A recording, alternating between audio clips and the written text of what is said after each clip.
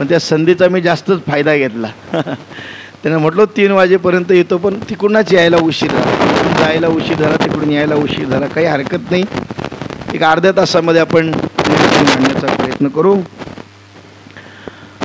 नाथांचं भागवत म्हणजे माणसाने जगावं कसं हे गीता सांगते, पण माणसाने मरावं कसं याचं यथार्थ ज्ञान भागवतामध्ये. भागवत हा मूळ ग्रंथ 12 स्कंदांमध्ये आहे संस्कृत. त्याच्यातला 11वा स्कंद आणि त्या 11व्या स्कंदावरती नाथ महाराजांनी केलेलं हे मराठी भाष्य. त्यावेळेला ग्रंथ मराठीत नव्हतेच, सगळे ग्रंथ संस्कृतातच. पण जसं माझ्या ज्ञानोबारायांनी क्रांती करावी, गीता ही संस्कृतातली प्राकृतामध्ये आणली.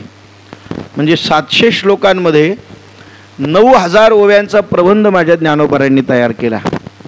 ते ज्ञानोबाराय.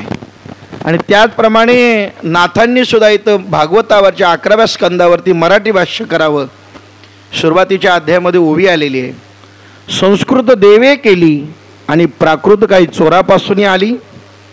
नाथांना ज्यावेळी विरोध झाला, अरे हे प्राकृतामध्ये करण्याचं कुणी तुम्हाला म्हटलं अधिकार दिला? देवाने संस्कृत निर्माण केले आणि संस्कृत भाषा ही देवाच्या मुखातनं आले.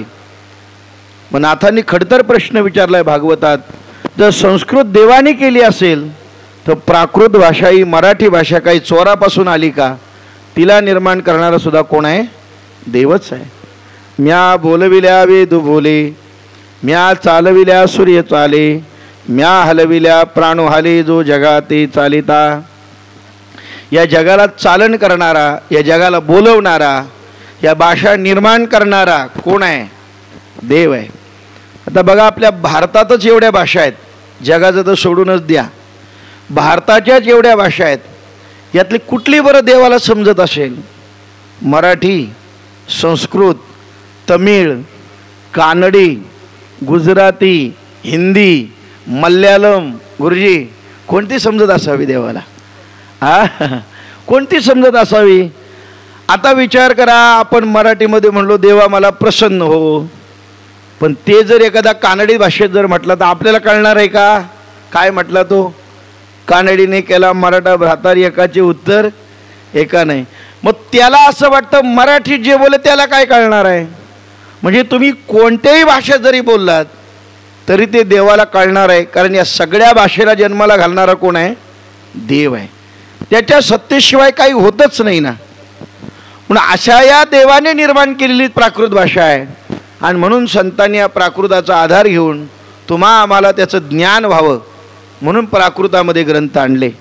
म्हणून माणसाच्या मरणाचं यथार्थ ज्ञान या भागवतामध्ये आहे. आणि अशा शांती ब्रह्म एकनाथ महाराज हे पावन मंदिर आहे. नाथांच्या काही मुद्रा आहेत बघा. नाथांची तुम्ही मूर्ती पाहाल तर काही भागवताचे फोटो जर पाहिलेत तर भागवत लिहितानाचा काही फोटो आहेत, काही चूक काढतानाचे फोटो आहेत. चुका कसल्या? हिशोबातल्या. आणि एक ध्यानस्थ अवस्थेतली आहे, जी ब्रह्मप्राप्तीची जिज्ञासा लागली होती नाथांना. त्या जिज्ञासेतली जी मूर्ती आहे तीच मूर्ती आपल्या या मांडवकरवाडीमध्ये आहे. ज्यावेळेला आजीला लहानपणी विचारलं, आजी ब्रह्म म्हणजे काय? नाथांनी बघा लहान असताना प्रश्न विचारलाय, आजी ब्रह्म म्हणजे काय? आता आज्याच विचारायला राहिल्या नाहीत, नातवांना कुठनं विचारणार? बरं विचारलं तर आता नातू आजीला नाही विचारत, आजी नातवाला विचारते मोबाईलमधली बटणं कशी दाबायची ती. कोण विचारायला लागले? आजी नातवाला विचारले. पूर्वी आजीकडून नातू शिकत होते, आता नातवांकडून आजी आजोबा शिकायला लागलेत मोबाईल. हे सांग रे बाबा, हा बटन कसला, यात काय आहे, यात काय आहे.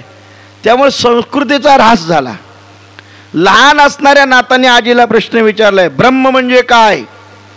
आजी म्हणते, अरे ब्रह्म मला माहिती असतं तर मी इथं असते काय? तू असं कर, ब्रह्म जाणायचं असेल तर गोदावरी मातेची तपश्चर्या कर, तिला प्रसन्न करून घे, ती तुला सांगेल ब्रह्म म्हणजे काय. त्यावेळेला नाथांनी गोदावरीच्या काठावरती तपश्चर्या प्रारंभ करावी आणि तितकी खडतर तपश्चर्या होती.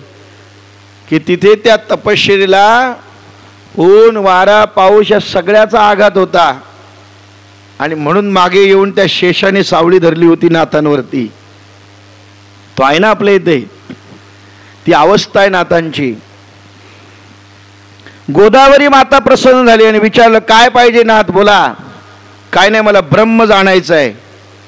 गोदावरी म्हटली, मला मी ब्रह्म जाणलंय, पण सांगण्याचा अधिकार मला नाही. मग मला कोण सांगणार? जा म्हटलं, देवगिरीवरती जनार्दन स्वामी आहेत, त्यांना शरण जा. ते तुम्हाला ब्रह्म सांगतील, ब्रह्म दाखवतील, ब्रह्म अनुभूती सांगतील. तिथून निघाले, देवगिरीला आले, जनार्दन स्वामींना शरण गेले आणि परिणामी नाथांना त्या ब्रह्मस्वरूपाची प्राप्ती झाली. आणि ते पैठण निवासी शांती ब्रह्म एकनाथ महाराज. ज्ञान म्हटलं की ज्ञानोबा राय, वैराग्य म्हटलं की तुकोबा राय. झाली की नाही 20 त्या दिवशी. आणि शांती म्हटलं की नाथ महाराज. नाथांची एवढी शांती कुणाकडेच नाही. महाराज आपण असलो तरी आपली कसली शांती, आपली नुसती अशांती. शांती म्हटलं की नाथ महाराज. नाथांना राग यावा म्हणून बऱ्याच जणांनी प्रयत्न केले होते. एकाला लग्नाला मुलीच्या पैसे पाहिजेत म्हणून पैठणला आला आणि म्हटलं, कोणी मला मदत करेल का? ते म्हटलं, किती पाहिजेत बोल, तुला मदत करतो, पण एक काम करायचं. काय? काय नाही म्हटलं, आमच्या गावात एक बुवा राहतो, म्हणजे त्याला राग आणून दाखवायचा. तुम्हाला बुवाला राग आणायला एवढा काय अवघड आहे त्याच्यात? हा, पटकन म्हणलं राग आणू शकतो. नाही म्हणलं, काय हरकत नाही, आत्ता जातो म्हणलं. कुठे घर दाखवा मला. घर दाखवलं. हा ग्रस्त नाताना राग यावा म्हणून घरातच चप्पल घालून आला. आता विचार करा, आपल्या घरात लहान जरी पोरग चप्पल घालवलं तर आपण ओरडतो का नाही? हे तुला कळतं काय, बाहेर काढ चप्पल. राग येतो की नाही? पण हा मोठा माणूस चप्पल घालून घरात, देव घरापर्यंत आला, नाथ पूजा करतायत. आणि नाथांनी पाहिलं. नाथ म्हणाले, अरे तुम्ही विसरलात चप्पल काढायला, द्या इकडे माझ्याकडे, मी तुमच्या चप्पल बाहेर नेऊन ठेवतो. नाथ म्हणतायत, मला भेटण्याच्या याच्यात तुम्ही चप्पल बाहेर काढायची विसरलात, द्या द्या इकडे, मी बाहेर नेऊन ठेवतो. ते म्हणले, गणित जरा वेगळं दिसतंय. काय नाही, एवढं करून नाही झालं. म्हणलं, एवढा राग येत नाही म्हणून जेव्हा जेवायला वाढलं तेव्हा नाथांच्या पत्नीच्या पाठीवरती जाऊन बसला.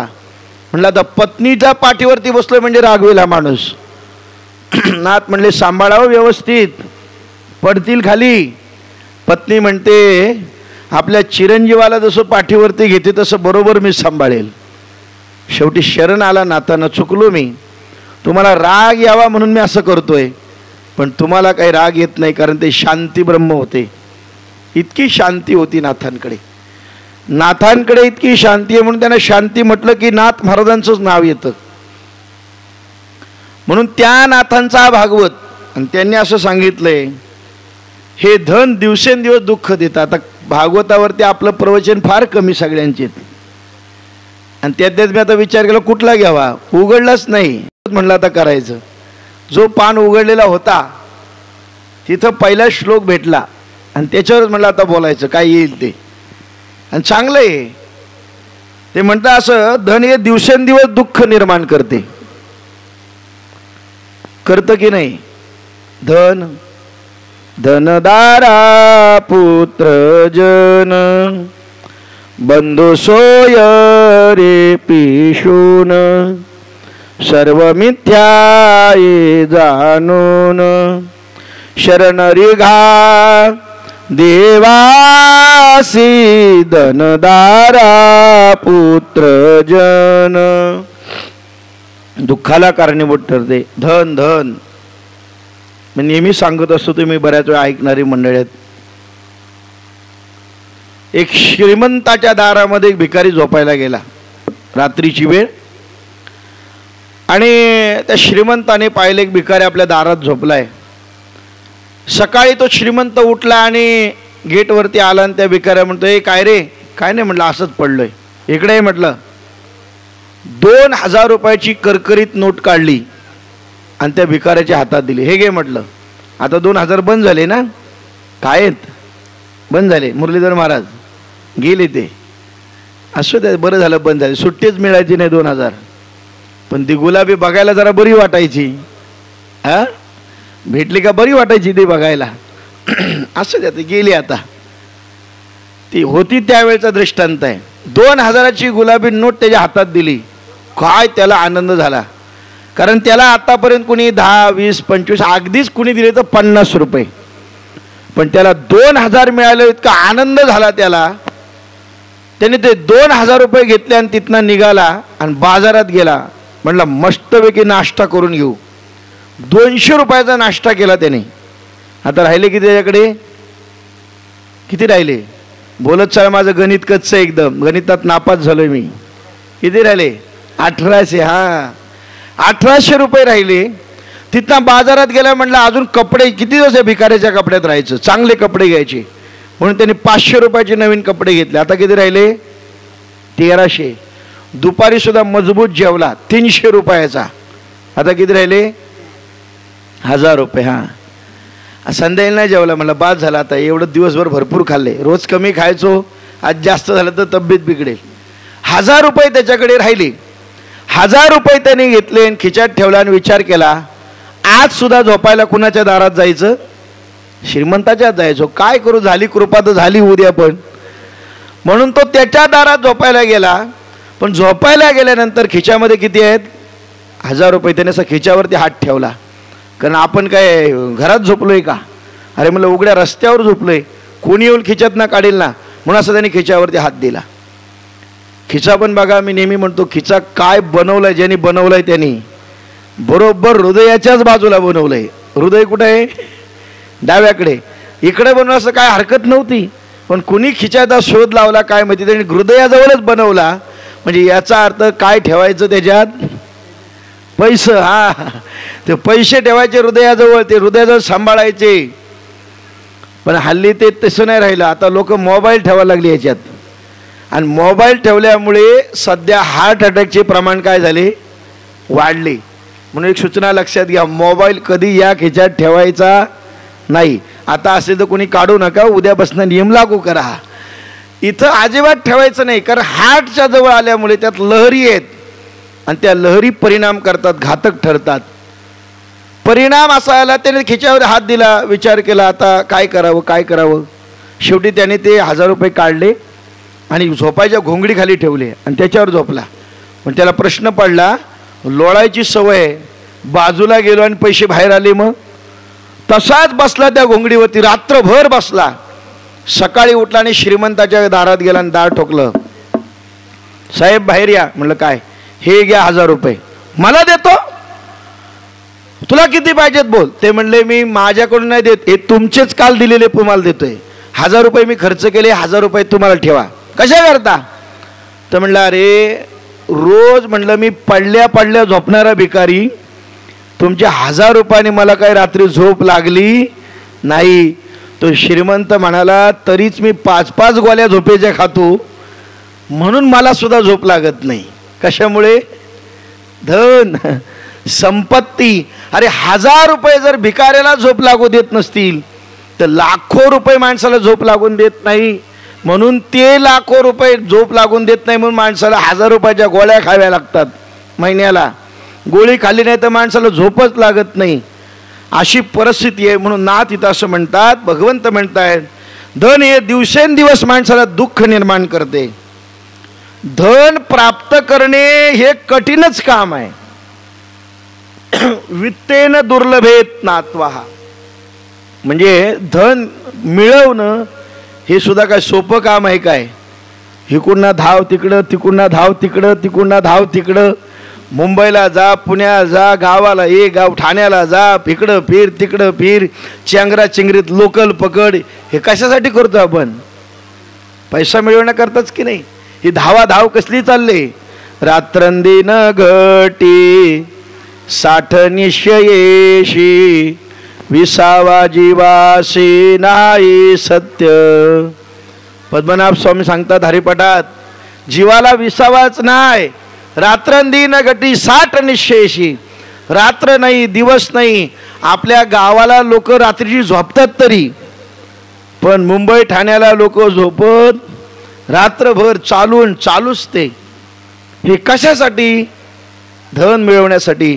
म्हणजे धन मिळवणं, प्राप्त करणं हे कठीणच आहे का सोपं आहे ते?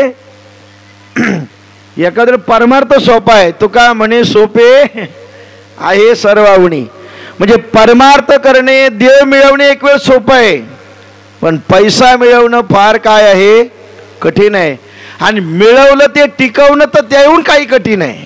धन मिळवणं कठीण आहे, पण मिळवलेलं टिकवणं त्याच्याही पेक्षा कितीतरी कठीण आहे.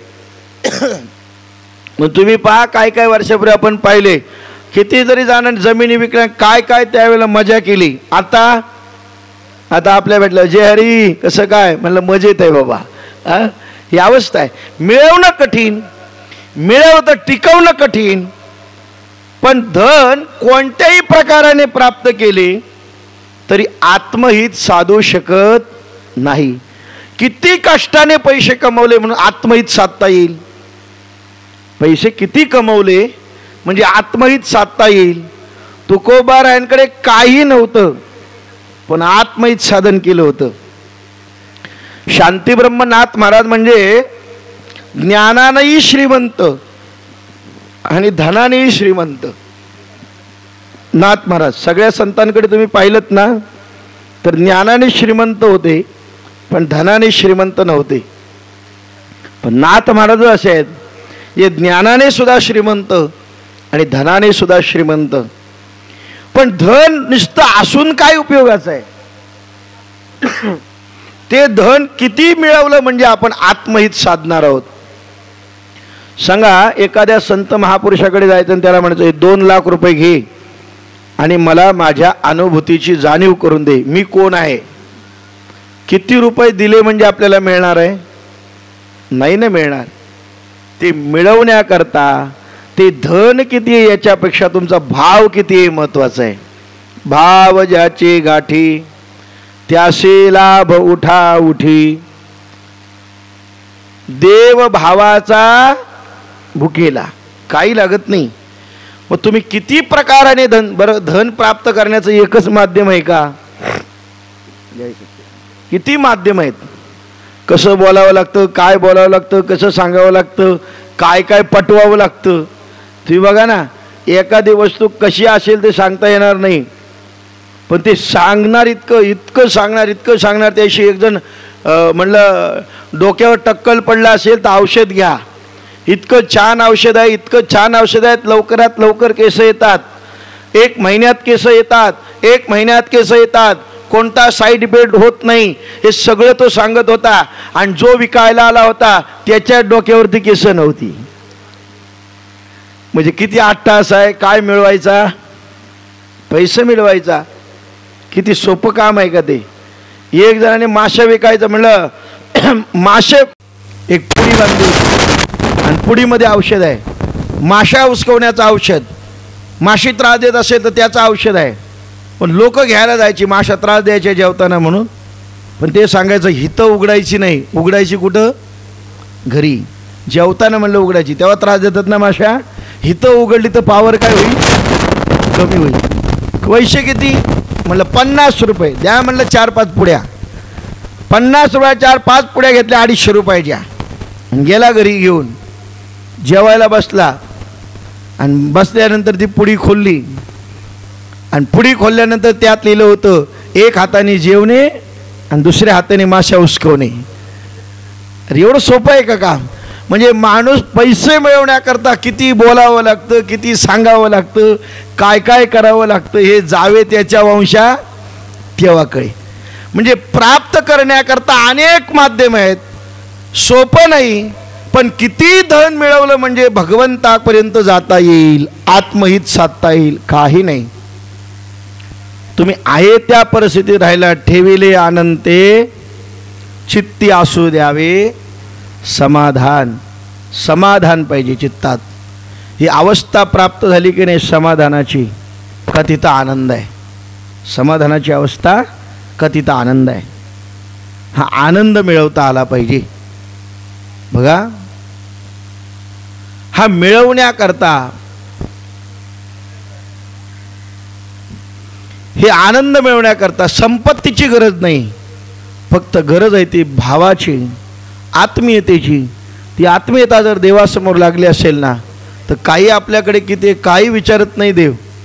पैसे किती दिले, काय दिले, तुम्ही किती रुपये देताना कसा भाव ठेवला, हा महत्त्वाचा आहे. तुम्ही तिकडे तिरुपतीला गेलात, कशा त्या दानपेट्या अशा आदोलीसारख्या असतात, त्या आपल्यासारख्या आहे का 1 रुपया टाक, 10 रुपये टाक, 50 रुपये टाक, असं पोतेच्या पोतेने ओततात. मग पोत्याने ओतल्यानंतर जो 2 पोते होईल त्याला देव प्रसन्न, का आपल्याकडचा गेले 10 रुपये टाकलं तर त्याला प्रसन्न? कुणाला देव प्रसन्न होईल? आपण काय विचार करू, अरे त्याने पोत्याने टाकले रे म्हणजे देव पहिल्या त्याच्याकडे जाईल. नाही नाही नाही नाही, ते पोत्याने टाकताना त्याचा असलेला भाव आणि आपण 10 रुपये टाकताना आपला असलेला भाव हा महत्त्वाचा आहे.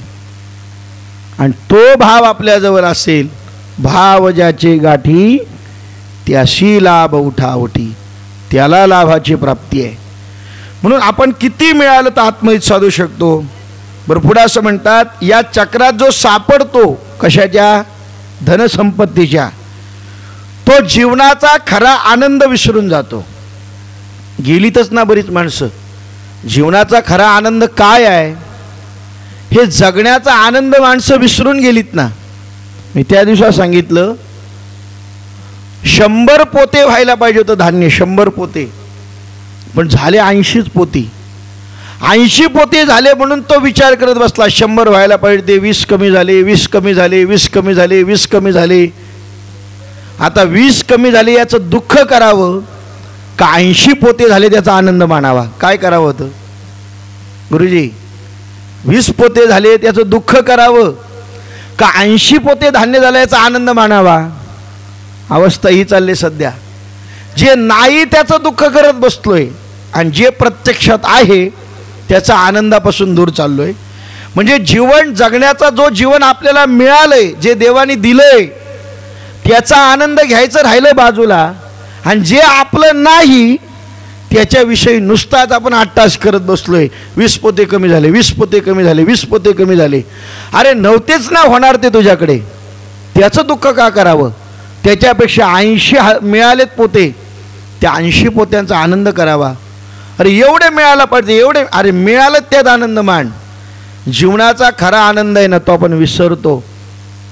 आणि मग जेव्हा शेवट येतो, नाकमुख गळू लागले लाल आणि शेंबूड, श्वान परगती झाली जीवा करते हाड हाड, जाते हो दान करा. बरोबर ना? हा, अवघे जीवाला हाडहड करतात कधी? ज्यावेळी त्याला वाटतं आता बाद झालं, आता समाधानात जगायला पाहिजे, म्हणजे अख्खं आयुष्य घालवलं आणि शेवटला कळतं, पण त्यावेळेला जीवनाचा आनंद घ्यायला जीवन संपलेलं असतं. जोपर्यंत जीवन आहे त्याचा आनंद घ्या. अरे हे जीवन पुन्हा मिळणे नाही. पुन्हा मिळणार आहे का? नाही मिळणार. जो मिळालाय त्याचा आनंद घ्या. आनंद याचा घ्यावा का पुन्हा मिळणार आहे म्हणलं काय करायचंय, काय करायचंय? ते आता कोणीतरी म्हटलं होतं 2011ला जग बुडी होणार होती, 2012ला म्हटले खाऊन पिऊन घ्या, मजा करून घ्या, जग बुडणार आहे. पण कोण म्हणत नव्हता हो देवाचं चिंतन करा, भजन करा, जग बुडणार आहे. म्हणजे आपल्याला माहिती आहे काय होणार आहे ते. ज्या भगवंताजवळ आपल्याला जायचं आहे, ज्याच्याकडे शाश्वत सुख आहे, त्या भगवंतापासून आपण पराडमुख होतो. आणि या संपत्ती धन याच्या मागे लागल्यामुळे जीवनाचा खरा आनंद, जगण्याचा आनंद संपतो आपला. म्हणून माणसाला काही नाही करता आलं तरी चालेल, जगता आलं पाहिजे. आणि त्यातल्या त्यात माणूस म्हणून जगता आलं पाहिजे. माणूस माणूस म्हणून जगत नाही. आज माणूस धावतोय, पळतोय, प्राण्यांप्रमाणे जगतोय. एक प्राणी परवडले पण माणसं नाही. पण माणसाचा हा आनंद आहे जीवनाचा, जगण्याचा. दिले इंद्रिय हात पाय कान, डोळे मुख बोलाया वचन. कशासाठी दिलेत? डोळे मुख बोलाया वचन, जेणे सुजोडीशी नारायण. अरे ज्याने आपल्याला भगवंताची प्राप्ती करण्याकरता दिला आहे त्या आनंदापासून आपण दूर चाललोय. म्हणून जीवनाचा खरा आनंद या चक्रात अडकलो का मिळता येत नाही. याप्रमाणे घर, पुत्र, स्वजन, पशुधन इत्यादी अनित्य आहे आणि नाशिवंत आहे. नाशिवंताटी प्रिया पुत्रधन, बीज ज्याचा शीन तेची फळ. अरे ज्याचं बीजच दुःख आहे तर फळ सुद्धा काय मिळणार? दुःखच मिळणार आहे. काय मिळवणार आपण? महाराज म्हणतात घर, पुत्र, स्वजन, पशुधन हे सगळं अनित्य आहे आणि ते नाशिवंत आहे. म्हणजे जगामध्ये देव सोडून भौतिक जगातल्या सगळ्या वस्तू दुःखाला कारणीभूत आहेत. बघा, देव सोडून जगातल्या भौतिक जगातल्या सगळ्या वस्तू दुःखाला कारणीभूत आहेत. तुम्ही ज्याच्या ज्याच्या समोर सख्यत्व कराल ते सगळं कशाला कारणीभूत आहे? दुःखाला कारणीभूत आहे. नाशिवंत आहे, शाश्वत आहे तो फक्त कोण आहे? परमात्मा आहे. अरे आज दे आहे पण उद्या असेल का सांगता येत नाही. आठवा तो 3 वर्षापूर्वीचा काळ कोरोनातला. सख्खा भाऊ असून सुद्धा प्रेताला पोचला. मुलाचं प्रेत झालं तर बाप जाऊ शकला नाही, बापाचं झालं तर आई वडील मुलगा जाऊ शकला नाही. हॉस्पिटलमध्ये आजारी तरी पाहायला जाता येत नव्हतं. अरे अंत्यसंस्कार करण्याकरता आपल्या 16 संस्कारामध्ये अंत्यसंस्कार शेवटचा संस्कार आहे, पण अंत्यसंस्काराला सुद्धा कोणी पोचत नव्हतं. अरे घरात जरी असलं तरी क्वारंटाईन ठेवलं तरी रूम बंद करून घेतली जात होती. कारण प्रत्येक जण कोणाची अपेक्षा करत होता? आपलीच. मला कसं यातना जगता येईल म्हणून आपणच आपले वैरी बनत गेलो होतो. त्यावेळेला कोण कुणात राहिलं नव्हतं. आठवा तो काल. कुणाचं कार्य नाहीत, कुणाचे लग्न नाहीत, काही नाही. सगळं शांत चाललं होतं जग. देवाने फक्त एकच पत्ता हलवला होता त्यावेळेला. तर एवढं जग थांबलं होतं. विचार करा कोणाशी वैर करावं. एक तो तांबव्याचा विष्णुबाला चित्रपटातलं एक गीत आहे. वैर करू नये कुणाशी, राग धरू नये कुणाचा, माझ्या भावा बहिणीनो,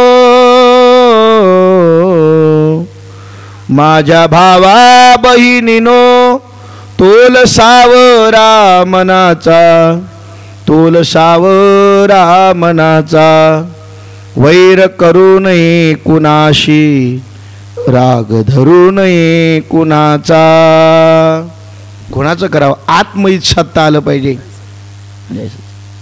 कोणाशी करावं? अरे देवाने काय केलं तर काय होईल सांगता येणार नाहीत. आले देवाजीच्या मना ते कोणाचे चालेना. काय चालणार आहे आपलं? म्हणून आपण भगवंत सोडून काय करा? याला पातेल्यात दूध घेऊ शकतो, परंतु त्या परंपरेला पात्र झाला नाही. म्हणून ते पातेलं पुन्हा पाठवलं. ह्याने काय केलं? थोडंसं पाणी टाकलं, थोडंसं चोळलं, चांगलं पाणी ओतलं आणि पुन्हा घेऊन आलं. पुन्हा आल्यानंतर दूधवाला म्हणतो अजून पात्र झालेलं नाही. दुधाच्या परंपरेला पात्र नाही, पुन्हा हे पात्र घेऊन जा. आता सांगा, अशा पात्रात जर दूध घेतलं आणि ते दूध नासलं तर ते नासलं दूध दोष कोणाचा? दूध देणाऱ्या दूधवाल्याचा का घेणाऱ्याचा? कुणाचा दोष आहे? घेणाऱ्याने पात्र जर पात्र दिलं नाही तर बिचारा देणाऱ्याचं काय चूक आहे? तो पात्र देणारा हुशार होता म्हणून तो सांगितला तरी धुवून आण म्हणून बाबा. नाही तर काय पात्रात तसंच घेतलं जातं आणि मग दूध काय होतो? नासतो. मग ते पात्र म्हणलं पात्र करून आण. पुन्हा गेला, साबराने स्वच्छ घासलं आणि घासून त्याला मग धुतलं आणि मग त्या दूधवाल्याकडे नेलं. तो म्हणला आता पात्र झालंय. कशामुळे? घासल्यामुळे. म्हणून बरेच पात्र मी म्हणतो जशी भांडी घासतात ना तशी माणसाने सुद्धा आतून साफ असायला पाहिजे. त्याविषयी महाराजांनी सांगितलं, असंच कीर्तनात सांगितलं, माणसाने आतून साफ व्हायला पाहिजे. 8 दिवसांनी तो माणूस भेटला. महाराज कायच्या काय कीर्तनात सांगू नका म्हणलं, खोटं बिटं. म्हणलं काय? अहो मरतील तुमचं सांगून म्हणलं माणसं. म्हणलं झालं काय? काय झालं? तुम्ही म्हणलात माणसाने आतून साफ व्हावं म्हणून. मग केलं काय? काय नाही म्हणलं, थोडीशी मुठभर निरमा आतमध्ये टाकली आणि पाणी ओतून थोडासा ढवळला. अहो दुसऱ्यापासून म्हणलं कामच झालं ना माझा, तो डॉक्टर चांगला भेटला म्हणून जगलो. आता आतून साफ होय मग निरमा टाकून साफ व्हावं का? बघा, पात्र पात्र होण्याकरता साफ झालं पाहिजे. आणि साफ होण्याकरता काम, क्रोध, लोभ, मोह, मद, मत्सर हे सगळे बाहेर निघाले पाहिजेत. त्या परंपरेला पात्र होण्याकरता आपण पात्र झालं पाहिजे. एवढ्याकरता, हा आनंद मिळवण्याकरता, हा सुख मिळवण्याकरता, हे दैविक समाधान मिळवण्याकरता, हे आत्महित साधण्याकरता आपलं पात्र हे काम क्रोध विरहित झालं पाहिजे. आणि एकदा हे पात्र झालं का परंपरेला आपण पात्र होणार आहोत बस. आणि त्यांच्या अधीन एकदा राहिलो की नाही, सद्गुरुशी पुसा नाही तरी असा यमपुरी. गुरु बिन कौन बताए वाट, इंसान को गुरु की जरूरत है, गुरूर की नहीं. माणसाला गुरुची आवश्यकता आहे. एवढ्या करता सद्गुरू वाचोने सापडे ना सोय, धरावे ते पाय आदी आदी. असे शांतीब्रह्म एकनाथ महाराजांचा हा चाललेला सोहळा मेल पाण्याला थांबायला तयार नाही. ते नाही थांबलं तरी आपल्याला आता थांबावं लागेल. हरिपाठ आहे, कीर्तनाला वेळ होईल. या अन्यायाने तुम्ही सगळी ज्येष्ठ श्रेष्ठ मंडळी या ठिकाणी समोर बसलात. आदरणीय हरिभक्त आमचे साखळे महाराज असतील, दिघे गुरुजी असतील, या ठिकाणी आमचे सरपळे महाराज आहेत, गायकर महाराज आहेत, हरिभक्त आमचे सुभाष महाराज देशमुख असतील, आमच्या कीर्तनकार सुषमाताई देशमुख, राम महाराज बटावळे, मुरलीधर महाराज, सगळे बडे महाराज असतील. सर्व या ठिकाणी प्रणिपात करतो. या गावातील सर्व तुम्ही ज्येष्ठ श्रेष्ठ मंडळी उत्तम असा सोहळा या ठिकाणी नाथांचा करताय. असाच हा सोहळा उत्तरोत्तर वाढत जाओ अशी भगवंताकडे नाथांकडे प्रार्थना. समस्त ग्रामवासी शहरवासी सर्वांना सुख शांती समाधान आरोग्य नाथांचा कृपा आशीर्वाद प्राप्त हो अशी प्रार्थना करून झालेली सेवा भगवंताच्या चरणी अर्पण करत असताना आमचे दत्ता महाराज मांडवकर असतील, आपल्या एक संप्रदायाचं उत्तम असं नेतृत्व त्यांच्याकडे, म्हणजे छान असं काम. आज दिंडीचा सगळा सोहळा या भागातला या सगळ्या मंडळीने हाताशी घेऊन छान असा सोहळा ते करतायत. तन मन धनाने या ठिकाणी कार्य संप्रदायाकरता वाहून घेतलेली मंडळी आहेत.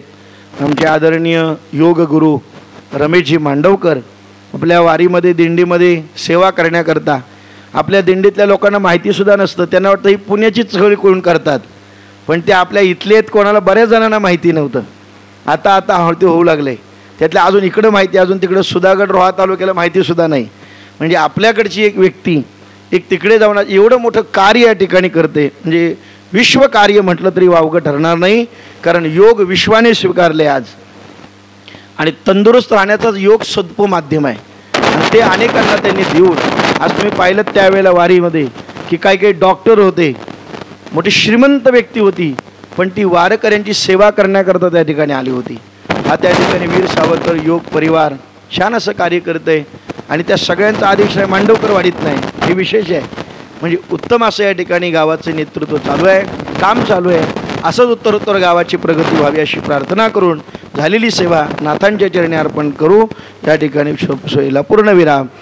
कुंडलीक वरदा श्री ज्ञानदेव तुका पंढरीनाथ भगवान विठाला विठाला विठाल विठाल विठाल विठाल विठाल ज्ञानदेव तुका पंढरीनाथ भगवान की जय. शांती ब्रह्म एकनाथ महाराज, श्रीमद सद्गुरु पद्मनाभाचार्य अमृतनाथ स्वामी महाराज, त्रिनयन स्वामी महाराज की जय. सदाशिव स्वामी महाराज, अंबरधर स्वामी महाराज, शिवानंद स्वामी महाराज की जय. नरेंद्र स्वामी महाराज की जय. नरेंद्रनाथ स्वामी महाराज की जय. श्रीपाद वल्लभ श्री गुरुदेव दत्त गुरुवरी जनार्दन स्वामी महाराज की जय. सप्रेम जय सच्चिदानंद.